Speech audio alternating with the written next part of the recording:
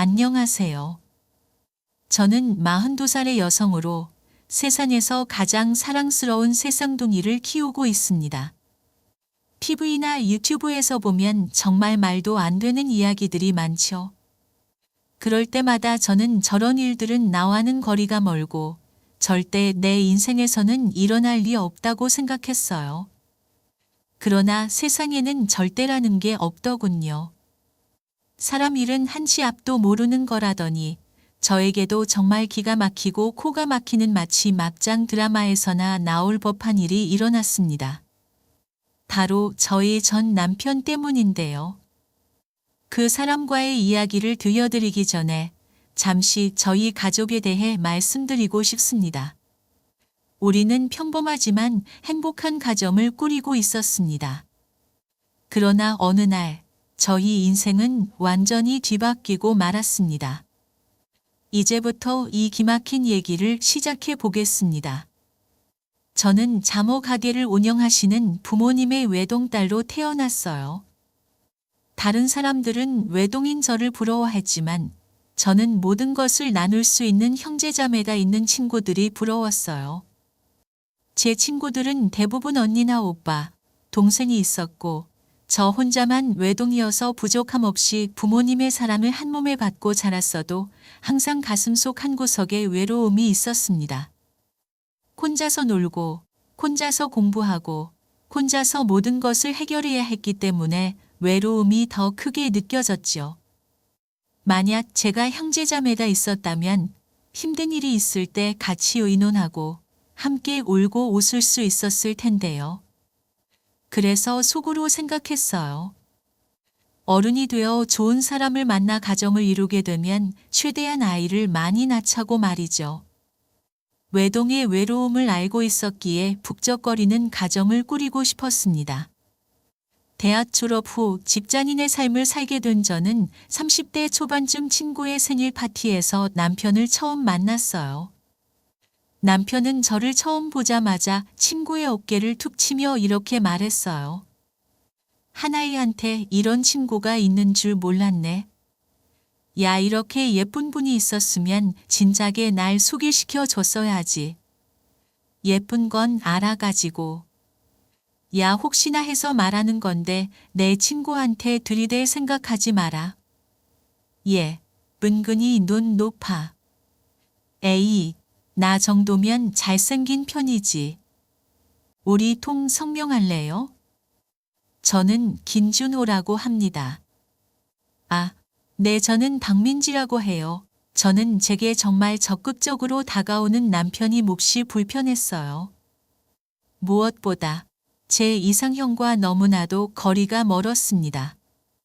얼굴이 잘생기지도 않고 금식하고 진중한 사람에게 끌리는 편이었는데 남편은 기생오라비같이 예쁘장하게 생긴 얼굴에 수다스럽고 무척 가벼워 보였거든요. 친구의 생일 파티에 대여섯 명의 사람들이 있었는데 남편은 제게만 계속 말을 걸었어요. 이따가 갈 때 휴대폰 번호 교환해요. 연락하고 지내고 싶은데 괜찮죠? 휴대폰 번호요. 아, 그런데 제가 휴대폰을 잘 안 봐서. 괜찮아요. 연락 남겨놓으면 언젠가 볼 거잖아요. 그렇게 저희는 휴대폰 번호를 교환했고 그날 이후부터 남편은 제게 미친 듯이 직진하기 시작했어요. 이런 적극적인 호감이 너무 불편하다고 말했지만 남편은 제게 관심을 끌 생각이 전혀 없어 보였습니다. 그래서 어느 날은 왜 이렇게까지 내게 적극적으로 행동하는 거냐고 문자를 남겼어요. 그러자 곧바로 전화가 오더니 제게 이렇게 말하더군요. 10번 찍어 안 넘어가는 나무 없다잖아요. 혹시 알아요? 이렇게 관심 보이다 보면 언젠가 민지 씨가 넘어오게 될지 이미 생긴 마음을 잡으라고 말할 수도 없고 그냥 스스로 지쳐 나가 떨어지길 기다리는 수밖에 없었죠. 그렇게 한 달 정도의 시간이 지났을 무렵 제 마음이 돌아선 결정적인 계기가 생기게 됐어요. 몸이 좋지 않아 잠시 입원을 하게 됐는데 그걸 어떻게 알고 남편이 절 찾아왔더라고요. 양손에 먹을 것을 바리바리 싸들고 말이죠. 여긴 어떻게 알고 왔어요? 하나이한테 들었어요. 장염이라면서요. 혼자 뭐 그렇게 맛있는 걸 먹고 탈이 나서는 사람 속상하게. 그러게요. 뭐가 문제였는지 저도 모르겠네요. 자, 그래서 준비했어요. 빔준호표죽 시리즈, 닭죽, 전복죽, 야채죽, 흰죽 종류별로 다 싸왔으니 하나도 남김없이 바닥까지 싹싹 긁어 먹어요. 다 먹었나 남겼나 매일 같이 와서 확인할 거예요. 이걸 동우 씨가 직접 끓여왔다고요? 이래봬도 20살 때부터 자취한 사람이에요. 이 정도는 끓일 줄 안다고요. 그러니까 이거 다 먹고 기운내고 아프지 말아요. 말했어요. 매일 같이 찾아와서 다 먹었나 안 먹었나 본다고 본인이 직접 끓인 죽을 건네주며 울음잠을 놓는데 거기서부터 제 마음이 살짝 움직이기 시작했어요. 아파 누워있을 때 이렇게 직접 끓인 죽까지 들고 찾아와 준 게 너무 고마웠고 이렇게까지 마음을 표현해 주는데 계속 밀어내는 것도 말이 안 되는 것 같았죠. 입원하는 일주일 내내 남편은 계속 절 찾아와 줬고 피어나는 날 저는 남편의 마음을 받아줬습니다. 제가 마음을 받아주니 남편은 정말 잘하겠다며 절대 후회하지 않게 해주겠다며 무척 행복해했어요. 그렇게 1년간 정도 만나다 보니 자연스럽게 결혼 얘기와 미래에 대한 계획도 세우게 됐습니다.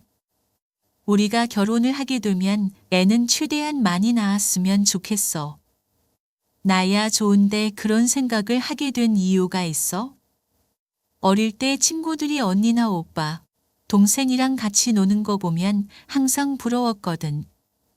난 외동이어서 같이 시간 보낼 형제자매도 없고 친구들이랑 놀다가 헤어지고 나면 항상 집에 와서 혼자 인형 놀이하는 게 일상이었거든. 그래서 어렸을 때부터 결혼하게 되면 애는 최대한 많이 낳아야겠다고 생각했었어.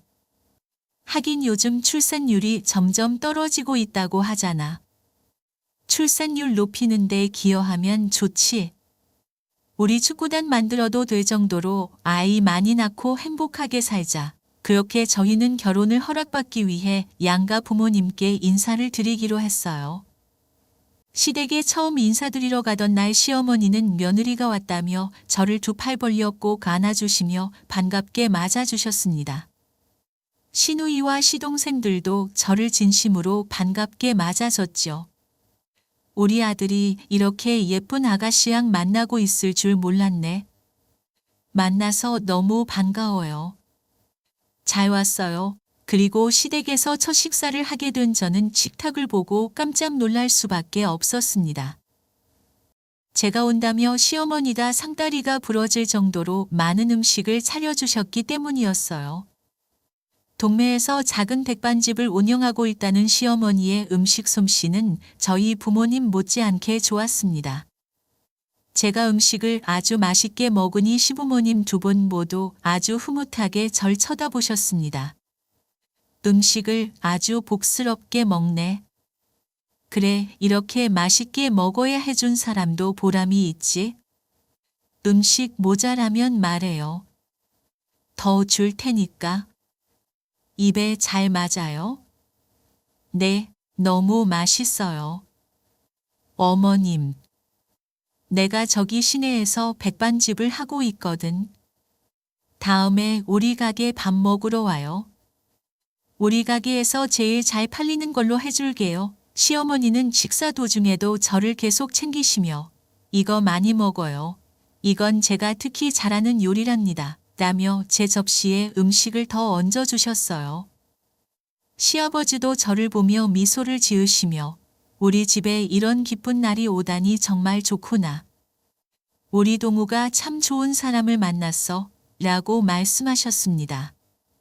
식사가 끝난 후에도 시어머니는 저를 데리고 집안을 구경시켜 주셨고 시누이와 시동생들은 저와 함께 이야기를 나누며 시간을 보냈습니다. 그들의 따뜻한 환영과 진심 어린 관심 덕분에 저는 금방 마음이 편안해졌습니다.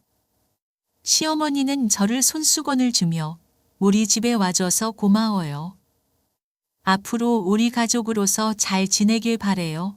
라고 말씀하셨습니다. 그 순간 저는 정말 따뜻한 가정을 만났다는 생각에 가슴이 벅찼습니다. 시댁 식구들의 진심 어린 환영과 시어머니의 특별한 관심 덕분에 저는 그들과 함께하는 미래에 대한 기대감이 더욱 커졌습니다. 그렇게 저는 처음 인사드린 그날 결혼 허락을 받을 수 있었어요. 남편은 연애 초반 저랑 같이 부모님의 가게로 몇 번 밥을 먹으러 간 적이 있었는데 그때 당시 부모님께서 기세모라비같이 생긴 남편의 외모 때문에 저와 만나는 걸 탐탁지 않게 생각하셨습니다. 그렇기에 결혼을 하고 싶다고 말씀드렸을 때도 부모님의 반응은 떨떠름 그 자체였죠. 남편이 평소와 다르게 단정하고 깔끔한 모습으로 부모님의 가게에 인사를 드리러 간 날이었습니다.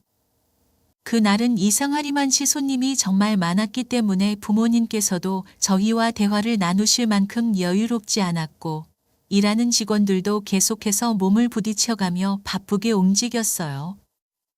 그 상황을 조용히 지켜보던 남편은 갑자기 셔츠를 걷어붙이고 가게 입구에 걸려있는 앞치마를 두르고는 직원들 틈에 끼어들어 자신이 일을 돕기 시작했습니다. 누가 부탁을 하지도 않았고 또 일을 가르쳐 주지 않았는데도 남편은 혼자서 숯불을 척척 나르고 손님들의 주문을 받기도 하는 등 원래 직원이었던 것처럼 자연스럽게 행동했었어요. 그렇게 바쁜 상황이 계속 이어지던 그때였습니다. 숯불을 들고서 이동하던 외국인 직원이 미끄러지면서 들고 있던 뜨거운 숯들이 팔에 떨어지는 사고가 일어나게 됐어요. 가게는 순식간에 아수라장이 됐죠. 엄마도 아빠도 직원들도 당황해서 어쩔 줄 몰라 했고 숯에 화상을 입은 외국인은 고통스러운 듯 눈물을 흘리기 시작했습니다. 그때 남편이 달려와 화상을 입은 부위에 차가운 수건을 얹고 침착하게 119를 불렀고 울고 있는 외국인 직원을 달래기 시작했어요. 차가운 수건 얹어 놓으면 조금 진정될 거예요. 119 불렀으니까 울지 말고 기다려요. 그렇게 얼마 지나지 않아 119가 왔고 화상을 입은 직원이 실려가면서 상황은 정리되었어요. 다행히도 초기 처치를 잘했기에 상처가 심하게 덧나진 않았고 치료를 받으면 괜찮아질 거라는 말에 놀란 가슴을 쓸어내릴 수 있었습니다. 그 많던 손님들이 모두 빠지고 모든 직원들이 퇴근을 했을 때쯤 그제서야 부모님과 여유롭게 대화를 할 수 있었어요. 부모님은 사고에 대한 남편의 빠른 대처를 아낌없이 칭찬해 주셨습니다. 아까 정말 잘했어. 다 같이 당황해서 허둥지둥하고 있었는데 혼자 그렇게 침착하고 보고 깜짝 놀랐다니까. 아, 20살 때 고깃집 아르바이트를 한 적이 있었거든요. 그때도 비슷한 상황이 일어난 적이 있어서 그때처럼 하면 되겠다 싶었어요. 솔직히 말하면 우린 자네 별로 마음에 안 들었어. 오늘 결혼 허락 받으러 온다고 했을 때도 마음에 좀 걸렸었는데 사람은 역시 외면만 보고 판단하면 안 되는구나 싶은 생각이 들더라고.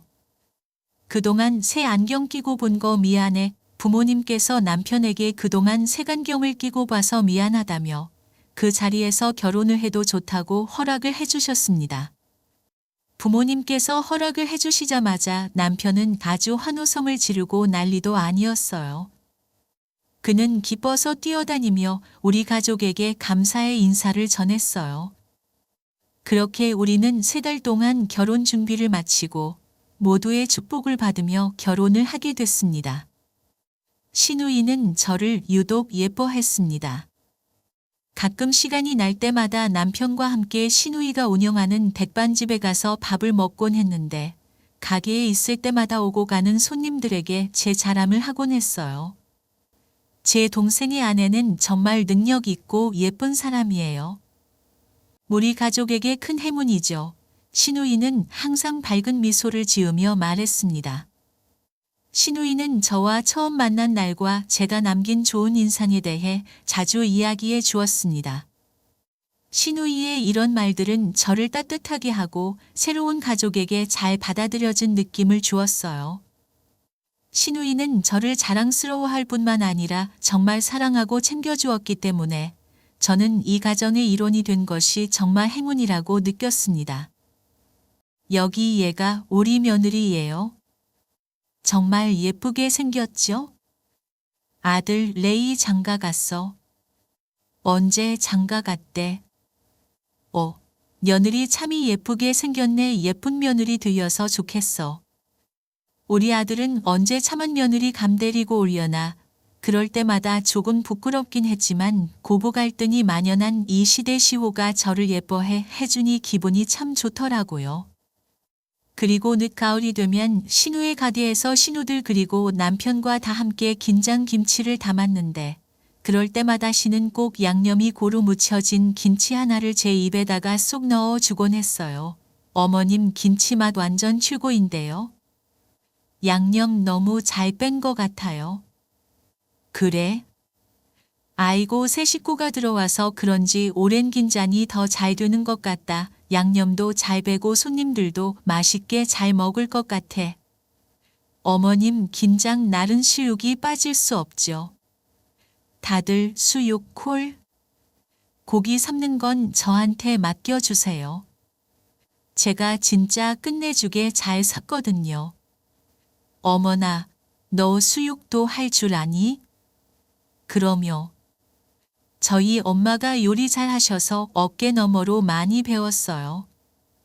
어쩜 우리 새아가 못하는 게 뭐니? 동우, 너 새아가한테 잘해. 평생 떠받들고 살아. 알겠어? 지금도 떠받들고 살고 있네요. 보통 시어머니들은 자기 아들한테 잘해주라고 구박을 하고 시도 때도 없이 들들 볶는 경우가 많다는데 저희 시어머니는 그렇지 않았습니다. 모르는 사람들에게까지 제 사랑을 끊임없이 자랑해대고 가족끼리 모여서 식사를 할 때면 맛있는 건 꼭 제 앞에다가 밀어주곤 했죠. 시댁 식구들이 제게 따뜻하게 해주는 만큼 저도 시댁 식구들에게 최선을 다했습니다. 시어머니는 저를 친딸처럼 아껴주셨습니다. 아플 때는 직접 약을 챙겨주시고 힘들 때는 항상 옆에서 위로의 말을 건네주셨습니다. 집안일도 함께 도와주시고 필요한 게 있으면 말하지 않아도 미리 챙겨주시는 배려심 깊은 분이셨죠. 시어머니와 함께 잠을 보러 가면 항상 제게 필요한 것들을 먼저 생각해 주셨고 좋은 물건이 있으면 제게 권하시곤 했습니다. 그리고 남편은 저희 부모님께 아주 사랑스러운 사위로 거듭났어요. 부모님의 가게에 갈 때마다 직접 나서서 일손을 돕곤 했고 부모님께서 우스갯소리로 늘 이렇게 말씀하셨습니다. 오, 서방. 지금 다니고 있는 회사 그만두고 우리 가게에서 일할 생각은 없어. 우리 가게 손님들이 오서방만 보면 아주 좋아 죽으려고 해. 가게 단골 손님이 나가면서 몇 년의 일을 하고 있냐고 드라마에서 한 번도 못 봤는데 누구냐고 물어보더라고. 아이유 장모님께서 받아만 주신다면야 내일 당장이라도 전 회사 때려 칠 수 있지요. 아이, 그 말은 잘해요. 매번 힘들 텐데 올 때마다 이렇게 도와줘서 고마워. 일한 만큼 돈 준다니까 그것도 마다하고.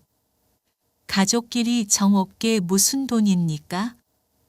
장모님 한 명이라도 더 거들어 주면 좋잖아요. 저는 잔인 어른 장모님이 조금이라도 덜 힘드시면 그걸로 대만족입니다.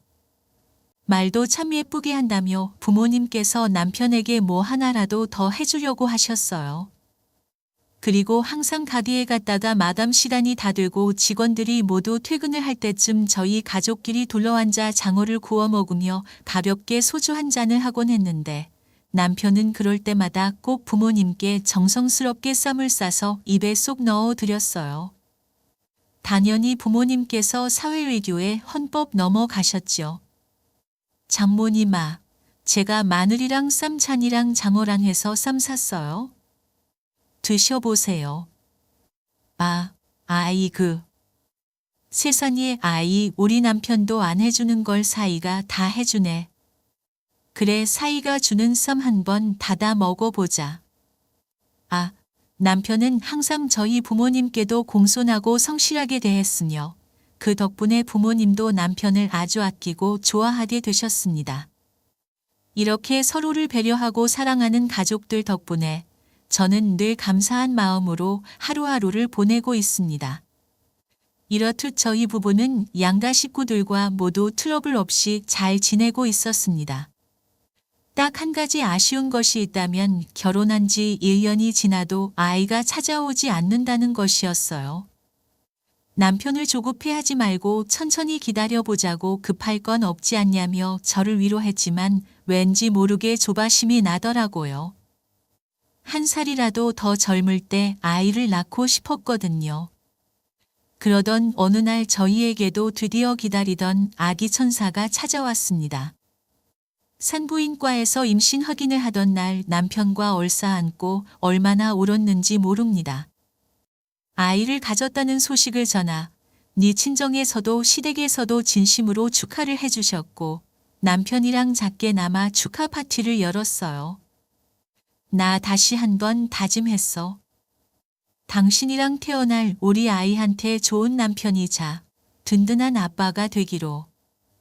나도 당신한테 좋은 와이프 그리고 애기한테도 좋은 엄마가 될 수 있도록 지금보다 더 노력할게.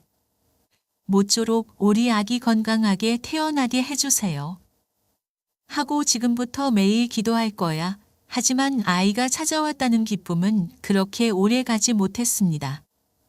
임신 9주차가 됐을 무렵 잦은 출혈이 일어나게 되어 혹시나 아이가 잘못된 건가 싶은 마음에 불안한 마음으로 병원으로 달려갔고 그곳에서 아기의 심장이 뛰지 않는다는 청천벽력 같은 소식을 듣게 됐어요. 계류 유산을 하게 된 것이었죠. 힘들게 찾아온 천사였지만 품에 안아 보지도 못한 채로 하늘의 별이 되었습니다. 이 소식을 듣고 저는 말로 표현할 수 없을 만큼의 고통과 절망에 빠졌습니다. 제 안에 있던 생명이 사라졌다는 현실을 받아들이기 힘들었고 눈물은 멈추지 않았습니다. 직장에 일주일 정도 경과를 낸 뒤 한동안 움직이지 않고 집에만 있었어요. 매일매일 눈물로 지새우며 아이의 존재를 잃은 슬픔에 잠식되었죠.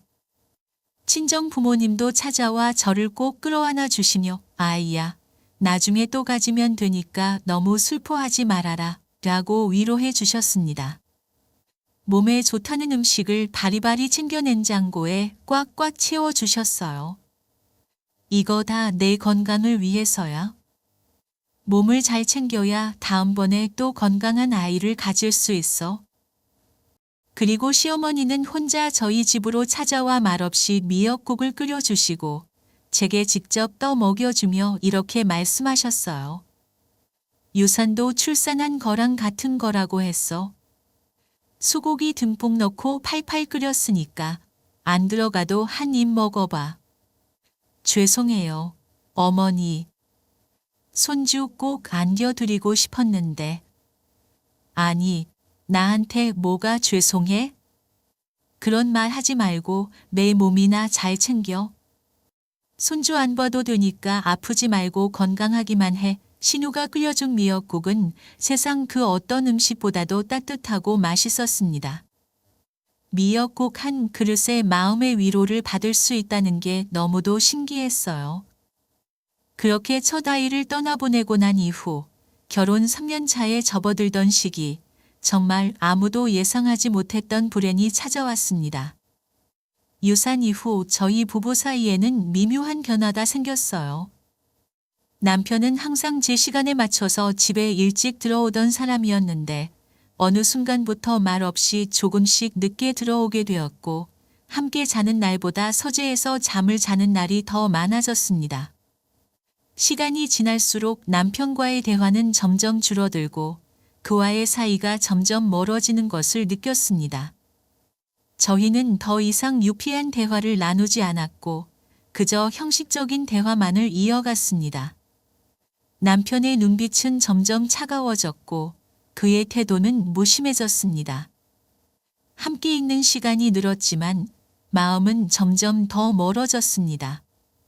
무엇보다 감정이 제일 많이 상했던 건 바로 남편의 생일날이었어요.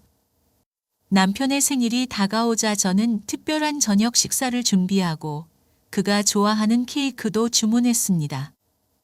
그러나 남편은 집에 늦게 돌아왔고 아무런 설명도 없이 피곤하다는 이유로 바로 잠자리에 들었습니다.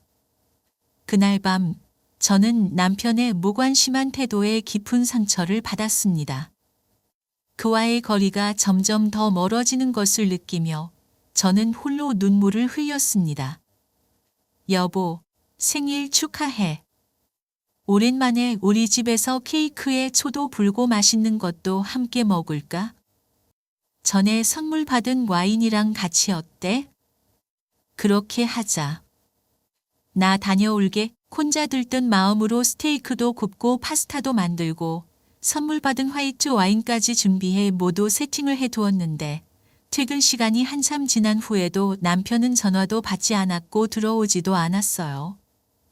그렇게 새벽 1시가 되어서야 남편은 집으로 돌아왔습니다. 술에 취해 얼굴이 붉어진 채로 말이죠. 그 모습을 보는데 맥이 탁 풀리더라고요. 남편은 상위에 차려진 잔뜩 식어버린 음식들을 힐끗 보더니 제게 이렇게 말했어요. 오늘 회식 날인 거 깜빡하고 말을 못했네.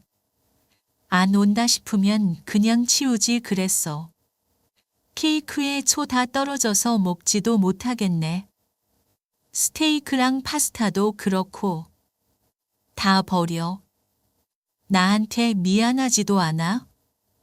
난 당신이 들어오지도 않고 전화도 안 받아서 무슨 일 난 건 아닌가 진심으로 걱정했단 말이야. 근데 하는 말이 회식하는 거 말한다는 걸 깜빡했다고? 눈식을 다 버려? 나한테 미안하지도 않아? 미안해. 사람이 살다 보면 그럴 수도 있는 거지. 왜 이렇게 예민하게 굴어? 쓸데없는 거에 힘 좀 빼지 마. 난 머리 아파서 먼저 씻고 잘게. 정말 어이가 없었습니다. 나 하나밖에 모르던 사람이 왜 저렇게까지 변한 건가 이유를 알 턱이 없으니 답답하기만 했죠. 그의 무관심과 냉정한 태도에 분노와 실망이 차올랐습니다. 어떻게 당신이 이렇게 무심해질 수 있어? 우리가 겪은 일들, 당신도 힘들었겠지만 나는 혼자서 더 많이 힘들어했어. 당신은 나를 이해해주고 내 곁에 있어줘야 하는 거 아니야? 그만해. 나도 힘들어.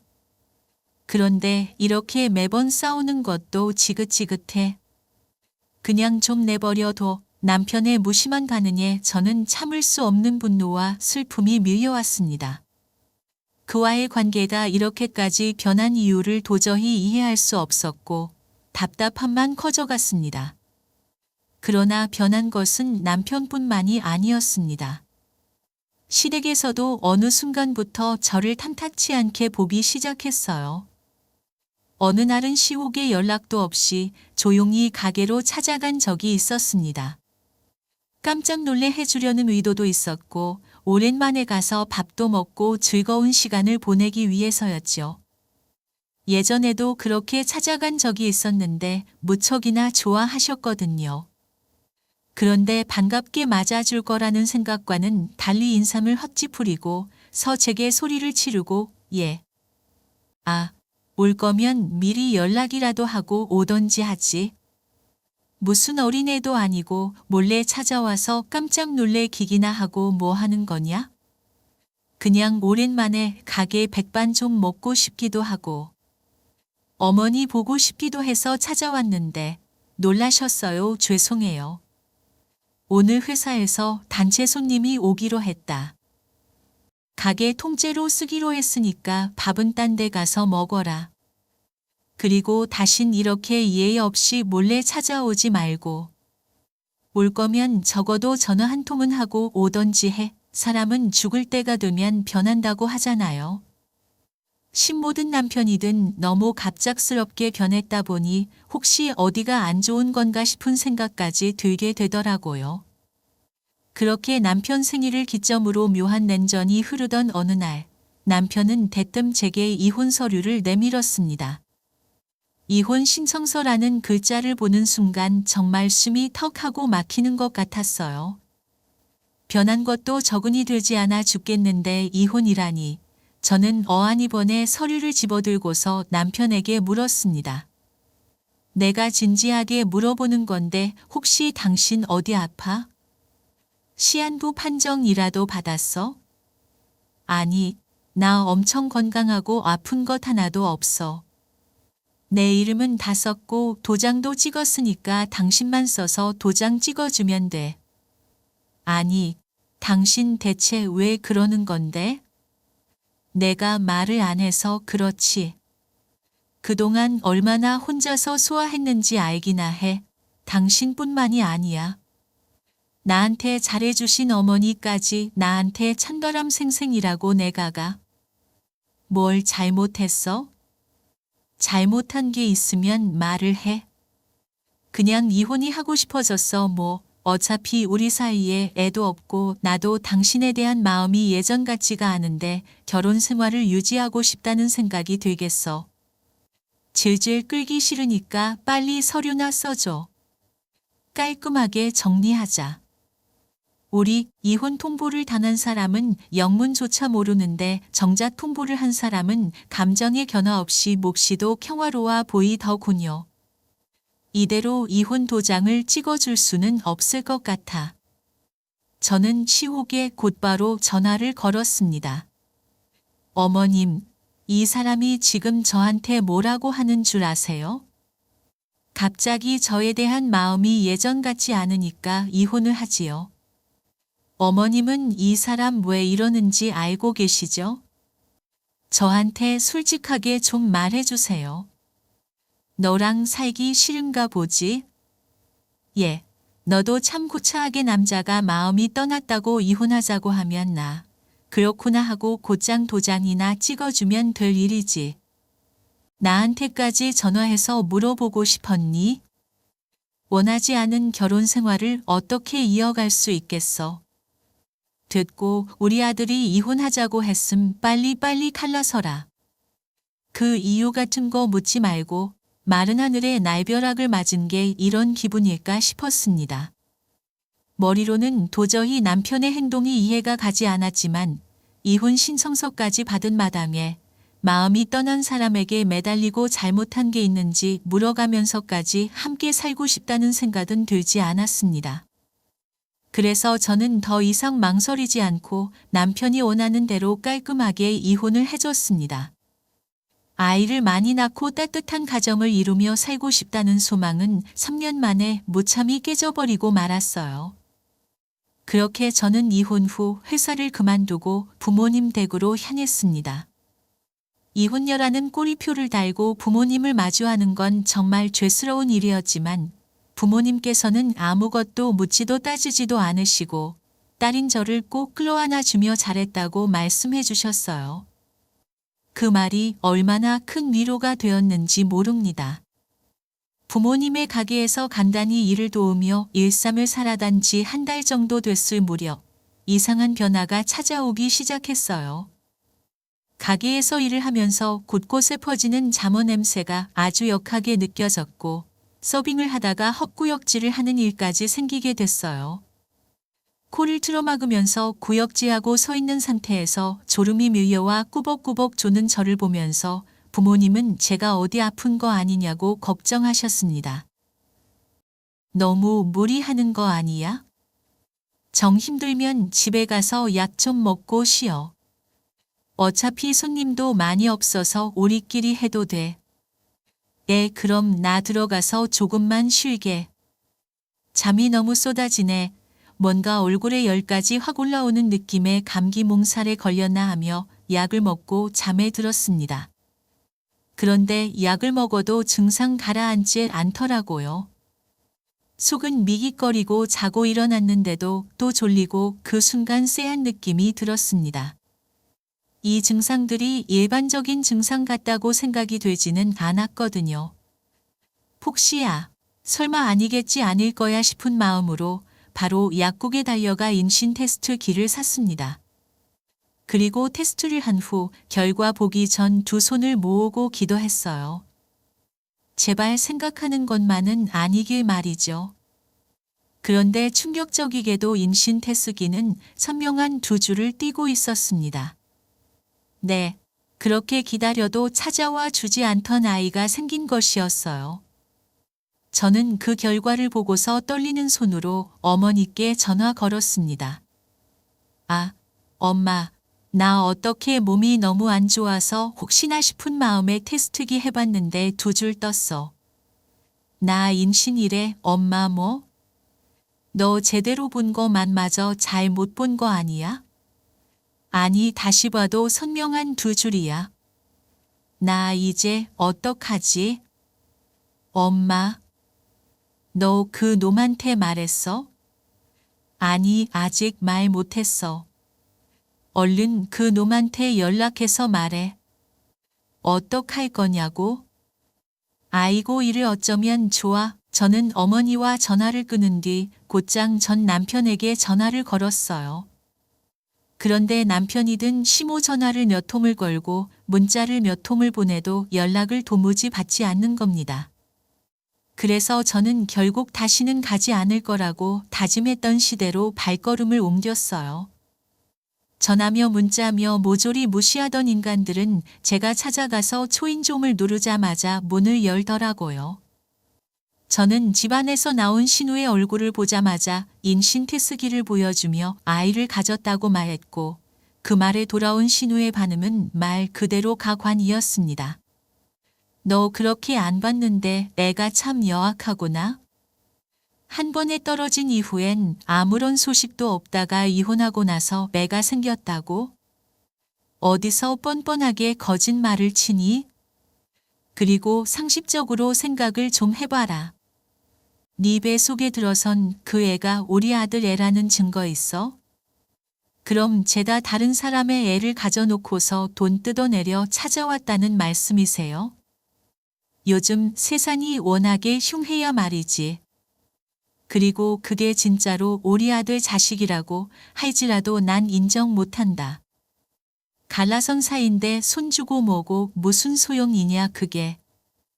돈 때문에 찾아온 곳 뻔히 보이니까 우리 아들이 인생 망칠 생각 말고 돌아가. 그러고서는 문이 컨가치는데 진짜 기가 막혔습니다.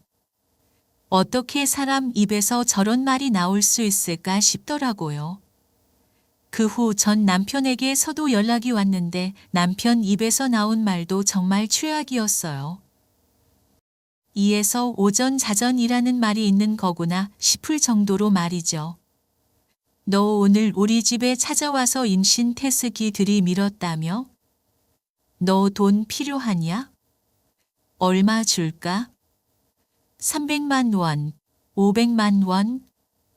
원하는 금액 불러봐. 내가 예정을 생각해서 부르는 대로 줄 테니까 내가 주는 더러운 돈은 필요 없고 돈 필요해서 찾아간 것도 아니야. 당신의 가졌다고 말해주러 간 거지 그걸 어떻게 돈으로 연간 지울 수가 있어? 당신이 그러고도 사람이야? 사람이 아닌 건 내가가 아니라 너지. 어디 팔아 먹을 게 없어서 애를 팔아먹어. 너 그 정도로 밑바닥 보이는 애냐? 참 유치하다. 나 한번 어떻게 잡아보려고 그런 거짓말까지 치고. 너한텐 욕도 아깝다. 금 수만도 못한 인간아. 가슴 깊은 곳에서 화가 치밀어 올랐습니다. 어떻게 자기 자식을 가졌다는데 저런 말을 할 수가 있는지 도무지 제 상식으로 이해를 할 수가 없었어요. 정말 너무 화가 나서 말이 안 나올 정도였습니다. 이런 집구석과 엮인 내가 미쳤지. 당신들은 사람이 아니야. 금수만도 못한 인간들. 라고 소리치고 집을 나왔습니다. 분노와 절망 속에서 저는 한참 동안 길을 걸으며 눈물을 흘렸습니다. 일은 이렇게 됐고 저도 아이를 혼자 낳아 키울 자신이 없어 결국 산부인과를 찾아가게 됐습니다. 처음엔 너무 속상하지만 아이를 지우겠다고 마음을 먹고 찾아간 것이었어요. 그런데 병원에서 아주 단호하게 이렇게 말씀하시는 겁니다. 저희 병원은 그런 수술을 하고 있지 않습니다. 아마 돌아다니셔도 수술해 주겠다고 하는 곳은 정말 드물 거예요. 아이를 지우기 위해 찾아왔는데 이런 답변을 들으니 온 김에 초음파라도 한번 받아보고 싶었습니다. 자리를 제대로 잡았는지 또 얼마나 됐는지 궁금했기 때문이었죠. 그렇게 베드에 누워 초음파를 봤는데 결함단 검사를 하시던 의사 선생님의 표정이 당혹감으로 물들기 시작했습니다. 선생님, 뭐가 잘못됐나요? 아니요, 사모님아. 그게 아니라 그 지금 보이는 아기 집이 하나가 아니에요. 네, 하나가 아니면 2개예요. 아, 그럼 쌍둥이. 2개도 아니에요. 네, 아, 그럼 대체 몇 개인데요? 사모님, 지금 아기 집이 3개로 보이거든요. 새 쌍둥이인 것 같습니다. 제가 의사 된 지 얼마 안 돼가지고 쌍둥이는 많이 봤어도 새 쌍둥이는 처음 보네요. 사모님 진심으로 축하드려요. 남편분이 너무 좋아하시겠어요. 새쌍둥이라는 말을 듣는데 심장이 철렁 내려앉는 것 같았습니다. 하나도 둘도 아닌 셋이라니. 가끔 뉴스나 텔레비전 방송을 보면서 새쌍둥이나 네쌍둥이 본 적이 있었지만 주변에서도 이런 사례는 없었기에 당황스러움과 동시에 눈물이 펑펑 흘러내리더군요. 새쌍둥이라는 소리를 들은 전 조용히 아이를 지워야겠다는 생각을 적게 됐습니다. 뱃속에 있는 새 아이를 지우게 되면 제가 지인이 될 것 같아서였죠. 결국 집에 가서 부모님께 솔직하게 말씀드리니 눈물이 없던 아버지께서 조용히 눈물을 흘리고 어머니는 제 배를 어루만지며 어떡하면 좋냐 하는 말만 반복하셨어요. 부모님의 눈물과 반복되는 어머니의 걱정 속에서 저는 부모님이 나를 얼마나 사랑하고 있는지를 다시 한번 깨달았어요. 그들은 제 아픔을 자신의 아픔처럼 느끼고 계셨어요. 혼자라도 낳고 키워야겠다는 마음을 먹은 뒤로부터 전 건강 관리하는 데만 신경을 쓰기 시작했어요. 어머니도 제 건강을 걱정하며 매일같이 건강식을 챙겨주시고 아버지도 아침마다 산책을 같이 하자고 하셨어요. 그들의 따뜻한 배려와 사랑 덕분에 저는 조금씩 용기를 얻어갔습니다. 그리고 이혼을 한 지 3달 정도가 지났을 무렵 저는 SNS를 구경하다가 충격적인 광경을 목격하게 됐습니다. 전 남편이 다른 여자와 결혼한다는 소식을 올려놨더라고요. 이혼한 지 3달 정도밖에 지나지 않았는데 결혼이라니 어떻게 그럴 수가 있는지 사진을 보자마자 가슴 깊은 곳에서 분노가 치밀어 올랐습니다. 분명 저와 이혼을 하기 전부터 만나던 것 같았죠. 그제서야 전 남편의 갑작스러운 변화가 궁금해지기 시작했습니다. 그리고 이걸 어떻게 알아야 하나 고민하다가 결국 심부름 센터에 의뢰하게 됐어요. 태어나서 심부름 센터 같은 걸 쓰게 되리라고는 상상도 못했지만 그래도 어떻게 된 일인지 그 여자 누군지 알고 싶었습니다. 그렇게 의뢰를 한 지 일주일 정도 지났을 무렵 담당 직원에게 전화가 걸려왔어요. 고객님, 의뢰해 주신 거 알아봤는데요. 드레스 투어도 다니고 하는 거 보니까 결혼하는 건 맞는 것 같습니다. 게다가 둘이 제법 오래 만난 것 같은데 그동안 눈치 못 채셨어요? 네, 전혀요.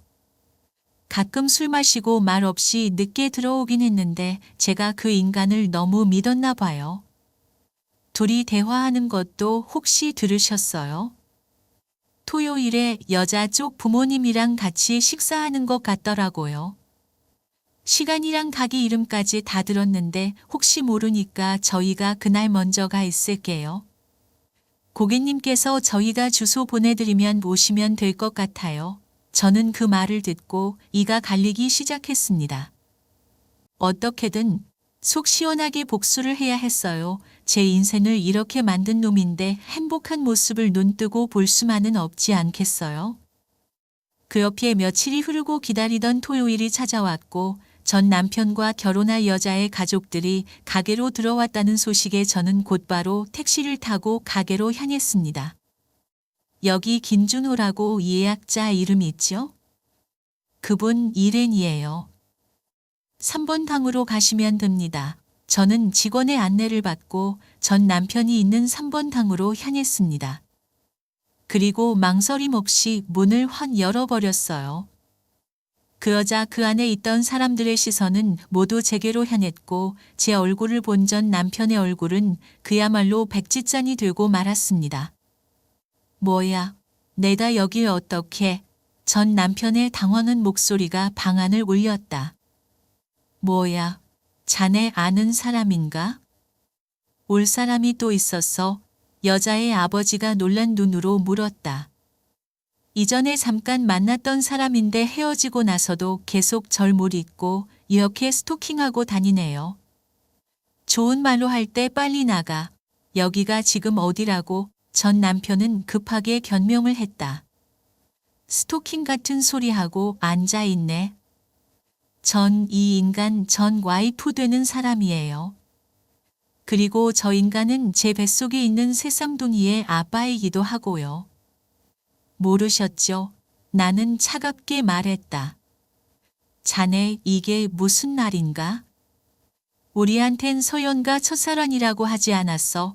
여자의 아버지는 놀라서 말을 이었다. 잔인어른, 제 말 좀 들어보세요. 결혼했던 건 사실이지만 혼인신고만 하고서 그 어떤 것도 없었습니다. 결혼식도 안 했고 서로 갓방 쓰면서 남처럼 지냈어요. 진짜입니다. 전 남편은 다급하게 해명하려고 애썼다. 아이고. 저런 것도 남편이라고 3년이나 끌고 산 내 인생이 불쌍하다. 진짜 분리수거도 안 되는 폐기물급 쓰레기네. 아가씨, 법대로만 따지면 그쪽 상관없인 거 알죠? 솔직히 말해봐요. 둘이 만난 지 얼마나 됐어요? 참고로 우리 이혼한 지 3달밖에 안 됐어요. 나는 분노를 참지 못하고 소리쳤다. 오빠, 우리 만난 지 1년 됐잖아. 그럼 여태까지 우리 가족 전부 다 속이고 있었던 거야? 여자는 울먹이며 물었다. 소연이야, 내가 진심으로 사랑하는 사람은 너야. 전 남편은 울먹이는 목소리로 말했다. 나는 심부름 센터를 통해 여자의 집안에 대한 간단한 정보를 들을 수 있었다. 소연라는 사람의 아버지는 대기업 임원 출신이었고 여자 또한 대기업에서 연구원으로 근무하고 있었다. 외모부터 스펙까지 모두 나와 차이가 나는 사람이었다. 나는 울먹이는 전 남편을 한심하게 바라보고서 그 여자에게 초음파 사진을 보여주며 말했다. 자, 여기 보이시죠? 뱃속에 있는 우리 애기들. 이제 어떻게 책임지실 거예요? 우리 애들은 태어나자마자 아빠 없는 자식이 되게 생겼는데 그에 따른 책임은 져야죠. 제가 무슨 책임을 져요? 저도 모르고 만난 건데 여자는 당황한 표정으로 말했다. 그 말을 지금 저보고 믿으라고요? 나는 냉소적으로 대답했다. 차라리 잘 됐다. 시골 올리기 전에 알았으니 얼마나 다행이야. 다 일어나. 더 있을 가치도 없다. 그리고 너, 우리 집안 3대로 농락한 데 대해 반드시 치르게 해줄 거야? 알아들었어. 여자의 아버지는 분노에 찬 목소리로 명령했다. 여자는 식당에서 나가기 전 내게 휴대폰 번호를 알려달라고 했다. 왜 알려줘야 하나 싶었지만 혹시 몰라 통성명을 한 뒤 번호를 교환했다. 가족들이 모두 나가자 전 남편은 핏발이 가득 선 눈으로 나를 노려보며 소리를 질렀다. 내가 지금 무슨 짓을 했는지 알기나 해? 남의 인생을 망쳐먹어도 정도가 있지. 이렇게 중요한 자리까지 찾아와 판을 치고 싶었냐? 내 인생 망가진 것만 보이고 너 하나 때문에 망가진 내 인생은 안 보여? 너는 인간 말종이라 남의 사정 같은 건 조금도 안 보이겠구나. 그렇게 억울하면 내 업보 그대로 돌려받았다고 생각해. 찌질아, 나는 냉정하게 말했다. 그렇게 저도 전 남편을 등지고 집으로 돌아왔습니다. 분명 가기 전엔 걱정이 됐는데 막상 저지르고 나니까 속이 시원하더라고요. 그 일이 있은 지 며칠이 지난 어느 날 식당에서 제 번호를 받아단 서연 씨가 제게 만날 수 있겠냐는 연락을 해왔습니다. 마침 시간이 있었기에 저는 그러자고 대답했고 저희는 시내에 있는 한 카페에서 만났어요. 그리고 서연 씨는 절 보자마자 대뜸 제 앞에 무릎을 꿇고 눈물을 흘리기 시작했습니다. 지금 뭐 하는 거예요? 사람도 이렇게 많은데. 민지 씨, 저도 피해자예요. 이미 직장 동료들 하며 친구들 하며 친척들한테까지 싹 다 청첩장을 돌려놓은 상태인데 진짜 그런 인간인 줄 몰랐어요. 그날 바로 무릎 꿇고 빌었어야 하는 건데 너무 경환이 없어서 그 일 이후 며칠 동안 정말 지옥 같았어요. 민지 씨한테 너무 못할 짓 한 것 같아서 죄책감도 들고 죽을 것 같았어요. 죄송해요. 그렇다고 여기서 이렇게 대놓고 무릎을 꿇으면 내가 나쁜 사람 된 거 같잖아요. 빨리 일어나요. 민지 씨, 우리 같이 복수해요. 아무리 생각하고 또 생각해봐도 분해서 안 되겠어요. 그 인간 여자를 아주지 장난감으로 보는 것 같은데 이참에 제대로 정신 차리게 해주고 싶어서요. 제가 양육비, 위자료 싹 다 받게 해드릴게요. 어떻게 해요? 제가 연기를 하는 거죠. 전 와이프한테 위자료, 양육비 다 주고 깔끔하게 끝내고 오면 다시 받아주겠다고요. 진짜 다시 받아주려고요? 그 인간 때문에 제 인생도 대차게 꼬일 뻔했는데 한 여자 인생을 망쳐놓고 한 여자 인생을 꾸려 했으니 그 대가는 본인이 치러야죠. 제가 옆에서 도울 수 있는 만큼 최선을 다해 도울게요. 짐승만도 못한 인간, 아주 인생 밑바닥까지 떨어지는 걸 보고 싶어요.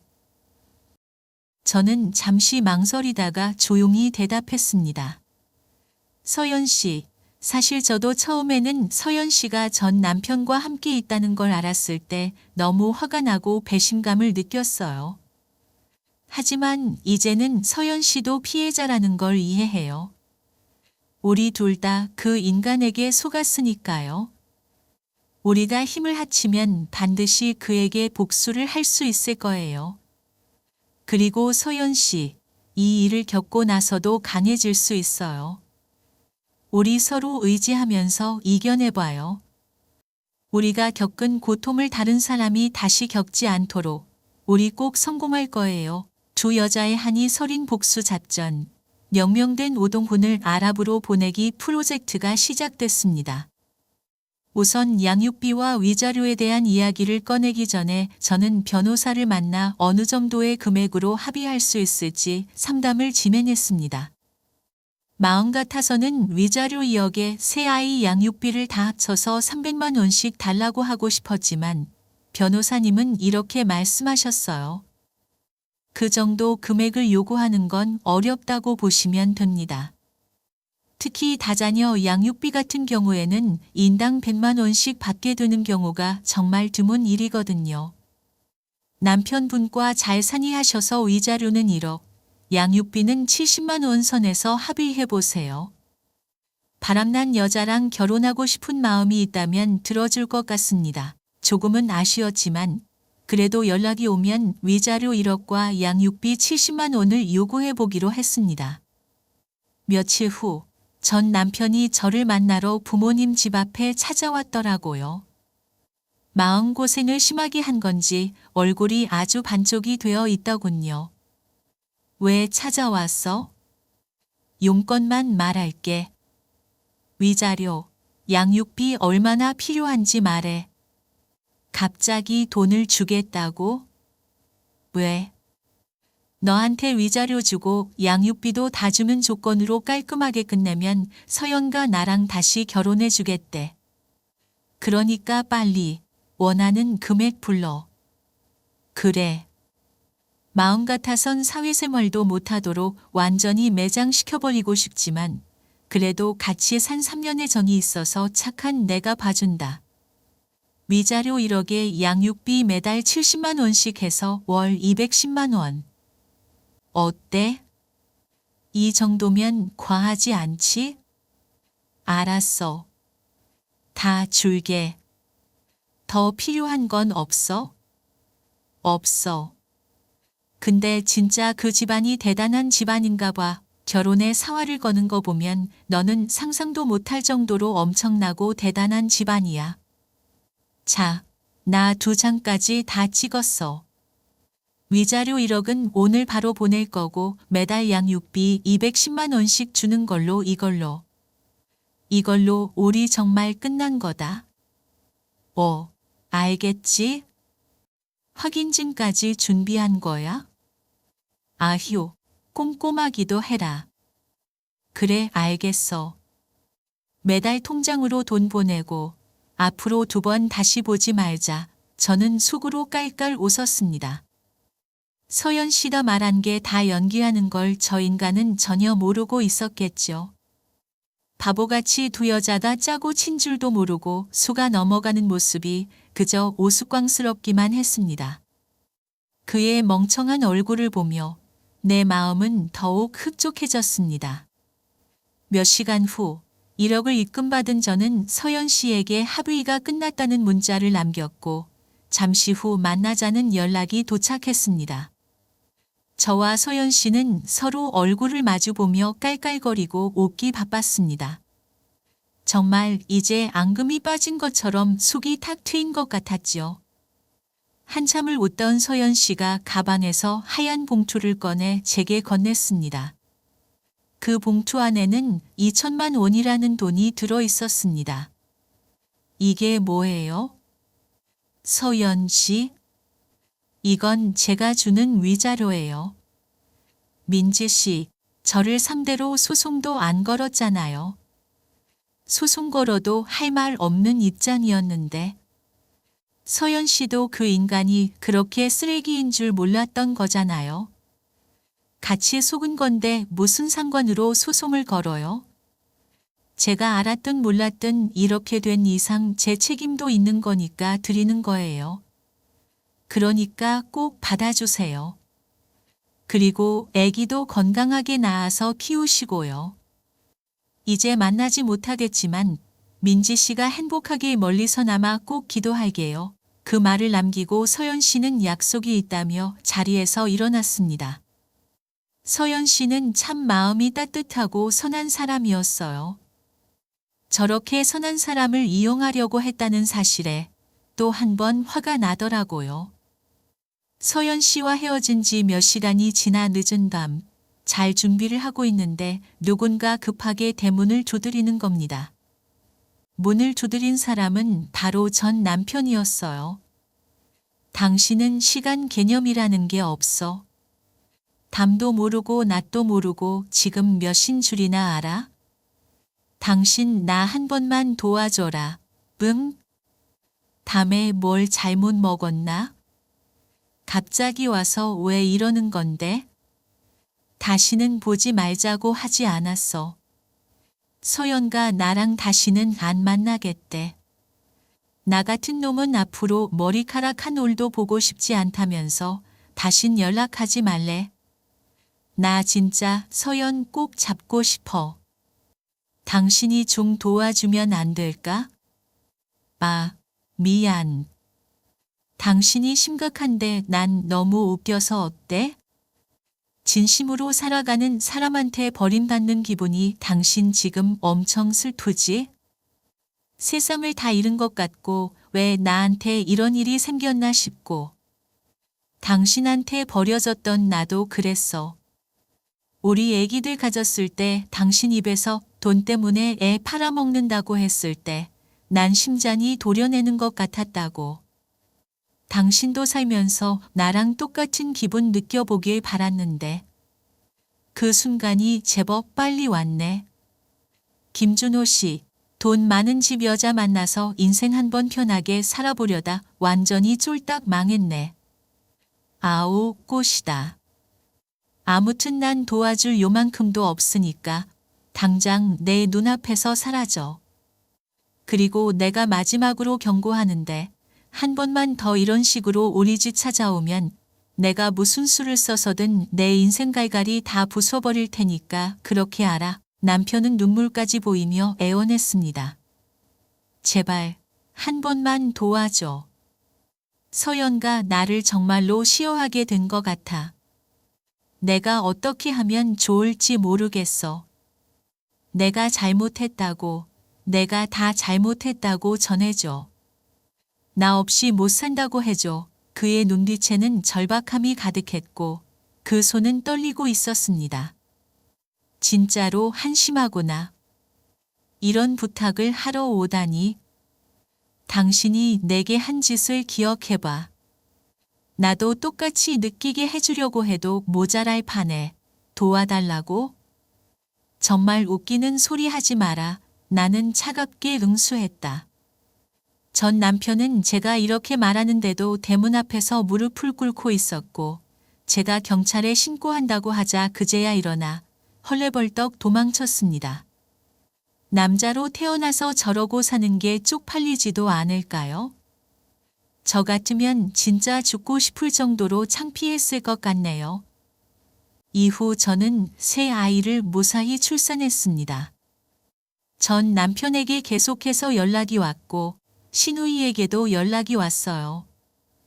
예, 잘 지내니? 우리 손주들은 건강하게 잘 태어났고? 내가 미역국이라도 끓여가고 싶은데 아무렇지 않은 첫 문자가 왔는데 톡가 나올 것 같아서 그냥 차단해버렸습니다. 나중에 알게 된 사실이지만 전 남편은 계속해서 서연 씨에게 집착하다가 스토커로 신고를 당했더라고요. 거기에 정신적 피해 보상까지 청구를 받았다고요. 이제 그 놈은 저한테 보내는 양육비를 빼면 완전히 빈털터리가 될 겁니다. 조강지처를 벌인 자의 최후, 참 볼만하더라고요. 홀로 새 아이를 키우는 건 정말 힘들었지만 친정 부모님이 많이 도와주셔서 지금은 건강하고 행복하게 잘 지내고 있습니다. 저는 아이들과 함께 매일 새로운 기쁨을 찾고 있어요.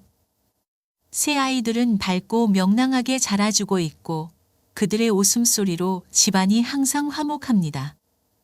때때로 힘들 때도 있지만 아이들과 함께하는 시간이 가장 소중합니다.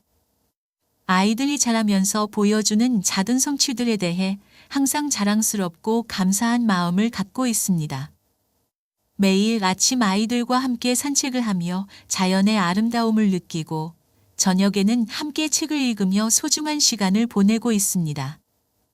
주말마다 가까운 공원이나 놀이동산에 가서 즐거운 시간을 보내고 함께 요리하며 웃고 떠드는 시간도 많습니다. 이런 일상 속에서 저는 진정한 행복을 느끼고 있습니다. 인과응보라는 말이 있습니다. 어떤 일을 저지르고 나면 그 일에 대한 대가를 치르게 된다는 뜻이죠. 나쁜 일을 하면 그만큼 업보는 돌아오게 되어 있으니 이 사연을 보시는 분들께서는 꼭 양심의 가책이 일어날 만한 일을 하지 않고 당당하고 떳떳하게만 살아가시길 바라는 마음에서 사연을 보내게 됐습니다. 제 이야기는 여기까지입니다. 여러분 모두 행복하세요.